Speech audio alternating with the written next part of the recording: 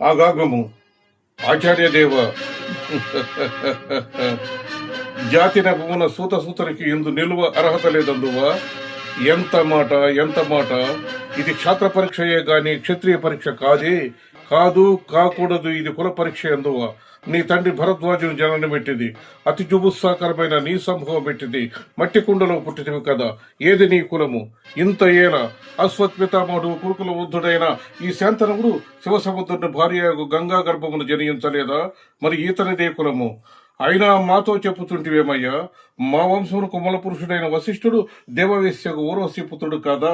అతడు పంచమజాతి కన్యైన అరుంధతి యందు శక్తిని, ఆ శక్తి చండాలాగ్ని యందు పరాచరుని, ఆ పరాచరుడు పల్లెపడుచు అయిన మత్స్యగంధితో మా తాత వ్యాసుని, ఆ వ్యాసుడు విధవరాండ్రైన మా పితామహి అంబికతో మా తండ్రిని, మా పితామహి అంబాళికతో మా పినతండ్రి పాండురాజును, మా ఇంట దాసిచే ధర్మ నిర్మాణచరుడని మీచే కీర్తింపబడుతున్న ఈ విదురదేవుని కనలేదా? సందర్భానుసారమును బట్టి క్షేత్ర బీజ ప్రాయములతో సంకరమైన మా కురువంశము ఏనాడో కులహీనమైనది కాగా నేడు కులమును వ్యర్థవాదములందులకు. నయనా సుయోధన తాత, ఏరులా పారులా బ్రహ్మఋషుల జననములు మనము విచారించదగినవి కాదు. నీవన్నట్లు ఇది ముమ్మాటికి క్షాత్ర పరీక్షయే. క్షాత్రములున్న వారెల్లరూ క్షత్రియులే, అందులో రాజ్యమున్న వారే రాజులు. అట్టి రాజులే ఈ కురురాజ్య పురుషత్తులో పాల్గొనుటకు అర్హులు. రాచరికమ అర్హతను నిర్ణయించున్నది.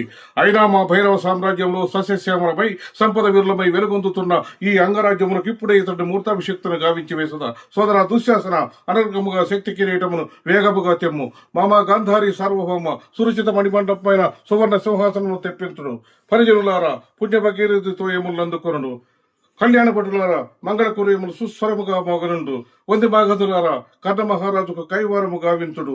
పుణ్యాంగదులారా, ఈ రాధాసుతునికి పాలభాగమున కస్తూరి తిలకమును తీర్చిదిద్ది బహుజన శుక్ర కరీపాక సౌలభ్య సహజ కవచ కష్ట వైద్యుల ప్రభాకరం చేరవేగ వీరగంధమును విద్యారాంతుడు నేను ఈ సకల జన సమక్షమున పండిత్ పరిషత్ పద్యమున సర్వదా సతదా సహస్రద పాప పంకిలమైన ఈ మహాకుల కల్మషమును సమూలముగా శాశ్వతముగా ప్రక్షాళన గావించి వేసదా.